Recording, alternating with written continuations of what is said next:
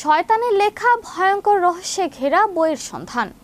মধ্যযুগের এক নির্জন মঠ, চারদিকে মোমবাতিতে কাপা আলো, আর সেই আলোয় বসে আছেন এক সন্ন্যাসী। সামনে বিশাল চামড়ার পৃষ্ঠা। এখান থেকে শুরু এক রহস্যময় গল্প। কি আছে সেই শয়তানের লেখা ভয়ঙ্কর বইয়ে? বিস্তারিত থাকছে ডেস্ক রিপোর্টে।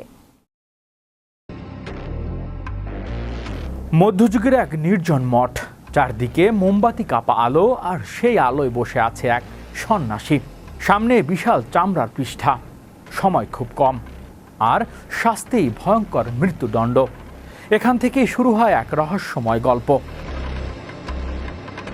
কথিত আছে, গুরুতর অপরাধের জন্য দণ্ডিত সেই সন্ন্যাসী শেষ চেষ্টা হিসেবে প্রস্তাব দেন তিনি এক রাতেই লিখে ফেলবেন এমন একটি বই যেখানে থাকবে পৃথিবীর সমস্ত জ্ঞান। অসম্ভব শোনালেও মঠের প্রধান রাজি হয়ে যান, কিন্তু রাত যত গভীর হয় ততই স্পষ্ট হয়ে ওঠে এ কাজ মানুষের পক্ষে সম্ভব নয়।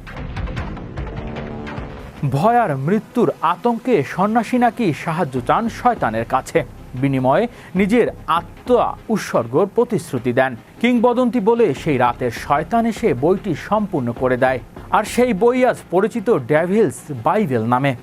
এই বইটির আসল নাম কোডেক্স গিগাস, অর্থাৎ বিশাল গ্রন্থ। প্রায় 3 ফুট লম্বা, 75 কেজি ওজন আর 600-এর বেশি পৃষ্ঠা নিয়ে এটি বিশ্বের অন্যতম বড় পাণ্ডুলিপি। ধারণা করা হয় 1300 শতকে এটি রচিত হয়েছিল বোহেমিয়ার এক মাঠে। এটি শুধু ধর্মীয় বই নয়, বরং এক চলমান জ্ঞান ভাণ্ডার। এতে রয়েছে বাইবেল, ইতিহাস, চিকিৎসা বিজ্ঞান, ক্যালেন্ডার, এমনকি জাদুবিদ্যা, অ্যাক্সেসরিজ, মন্ত্রগ্রন্থ। তবে সবচেয়ে রহস্যময় অংশ হলো এটি পূর্ণ পাতা জুড়ে আঁকা শয়তানের ভয়ঙ্কর প্রকৃতি। ঠিক বিপরীত পাতায় আবারও স্বর্গের ছবি, যেন আলো আর অন্ধকারে চিরন্তর দ্বন্দ্ব।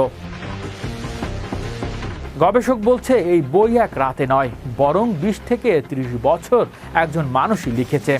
আশ্চর্যের বিষয়, পুরো বই জুড়ে হাতের লেখা একদম একই রকম।